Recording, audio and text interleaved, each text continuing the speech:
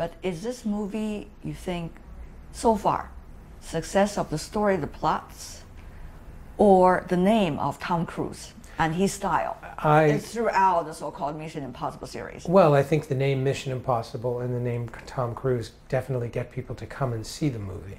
I think what gets them to stay and watch the movie and to tell other people to see it is definitely the storytelling and the style of the film. I think the action plays a very big part too, obviously. Is the actions that you are designing different from the others?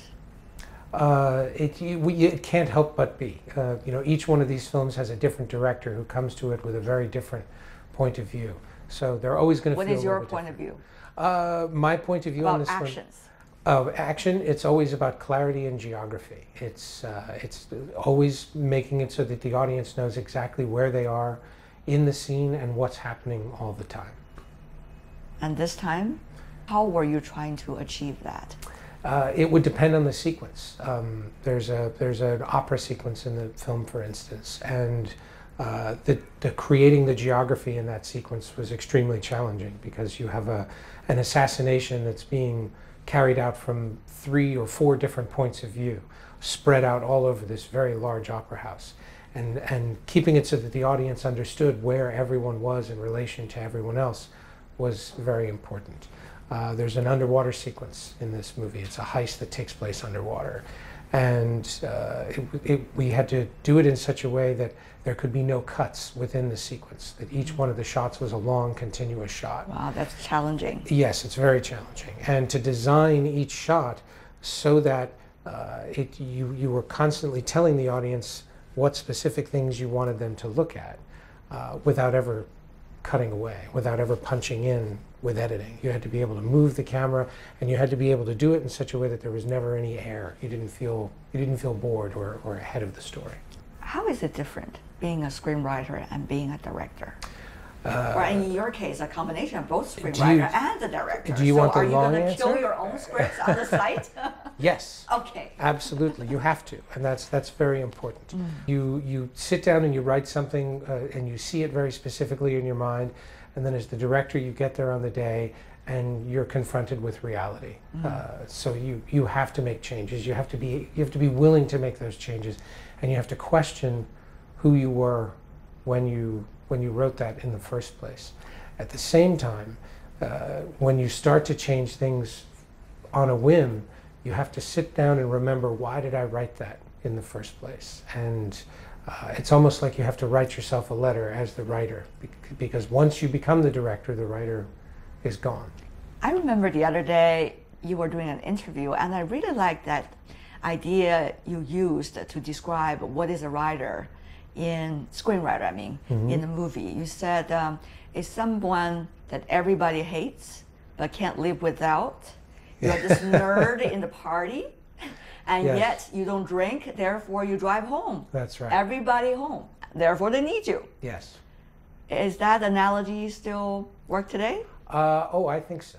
I really like it, you know? Yeah, it's definitely, you come to them with all of the things that they would rather not have to do in a story. Storytelling is very hard, and screenwriting is about, a part of screenwriting is about presenting all of the obligations that one has to do within a movie. And I think there are a lot of times, even myself, when I'm directing, I wish I could dispose of the screenplay and just do the things that I wanted to do. But you have to maintain that discipline. But now when you sit in another chair, the chair of the director, of course. Yes. What is the analogy that you can use as a director? The one that, as a writer, you drive back home who's already drunk. Well, that's the wonderful thing about the director is you are in a position where everybody has to make sure you get home okay. That's a wonderful one as well. Very quick, I guess. Only a screenwriter could do that. Any stages in history which were similar to what we are experiencing in China back at home in the U.S.? Yes, I think it happens all the time. Movies go through cycles throughout history, and there are great decades where there are a lot of great films that are great, and then there are decades that aren't so great. And I think the thing that's most important is supply meets demand. The movie business is a reactive business. It's not a proactive business. And when people start telling the studios what it is they want, the studios will give it to them. This is a very hustle-bustling society we're having here in China. Everything changes overnight sometimes. And therefore, people wonder whether screenwriters, directors as well, sometimes they are also like you. It's a combination. Will be able to sit down over there, as you just described, in that quiet corner of a coffee shop and just let the story, which they have been meandering in their heart for some time, come out. What do you think might be the advice and the possibility these people can look into in terms of creating a better quality work? I think it's watch great stories. Look at other great movies, especially go back to the classics, the way we did with this film. How many times you have to go back to the classics? Every day. We go all the way back to silent films. We went back to the films of Charlie Chaplin and Buster Keaton and Harold Lloyd, all of whom did their own stunts, the way Tom does his own stunts in these movies. And they were great visual storytellers and great emotional storytellers. And I would tell anybody, just go back and go back to the very beginning of cinema and see how it was done. But you know, going back to the very beginning of the cinema is one thing. Digesting them and let them come out through your own voices and cinematography is another thing. I think it takes as long as it takes, and some people will do it faster than others, I think. There's no shortcut. There are no shortcuts. No. Yes, indeed. But I will say this, it's not as though the world is going to change while you're figuring out how to tell a good story. Good stories will always work. What is making a good story? I think a very good story starts with a character with whom you can empathize. That's different than sympathize. I think it doesn't mean that your character has to be a necessarily good person at the beginning of the story.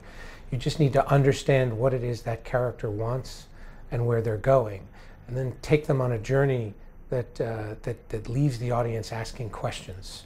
And I think that the best stories are ones that make you a promise and then fulfill that promise at the end. As a filmmaker, I don't really feel like I'm influencing people. I feel like what I'm here to do is entertain them. I learned a long time ago that filmmaking for me is not about telling you what to think, it's about telling you what I think. And leaving the audience to figure out what it is I'm trying to express emotionally. And if you can tell that story visually and you can tell that story emotionally, I think it'll transcend cultures. And I think this is a very good example of that. This film seems to be performing well in territories all over the world because Tom and I were very strict about our own rules of filmmaking, about making it visual, about making it clear to understand. That doesn't mean making the movie so simple. There's a lot of complexity, there's a lot of twists and turns in the film. But again, making sure that it isn't so complex that it becomes opaque. Christopher Mcquarrie's name has always been tied to Tom Cruise. As a writer, he's been known as Tom's go-to guy. After working together on Valkyrie in 2008, they reunited for Jack Reacher in 2012 and Edge of Tomorrow in 2014.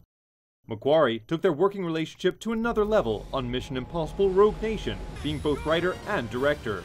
Friends on and off the set, they've proven a formidable team, showing that sometimes personal friendships and business projects can go hand in hand. You said the other day, where I read, I cannot remember, but friends are the ones who share the priorities together? Yes. I think it was Henry Ford who said, I would rather build a friendship on business than a business on friendship.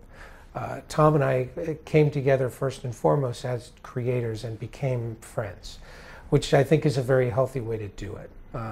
Because now whenever there are challenges, whenever there's some sort of a disagreement, we come to it from a creative point and not from a point of ego or emotion. How can we make sure that certain kinds of working relationship could be evergreen? Or should we try to make sure it could be evergreen? I think it's probably healthy to recognize when it is and recognize when it isn't. I think some trees are evergreen and some trees are seasonal. And it might be good to just let the tree sit for a while. Our conversation become very philosophical and Asian yes, in a way. I felt that happening right there. It became very zen. Right. What was it like for you? 27-year-old, very young. Already your big blockbuster got known by a lot of people. And later some of your movies, whether as screenwriter, producer, or director, also got known in both American and international markets.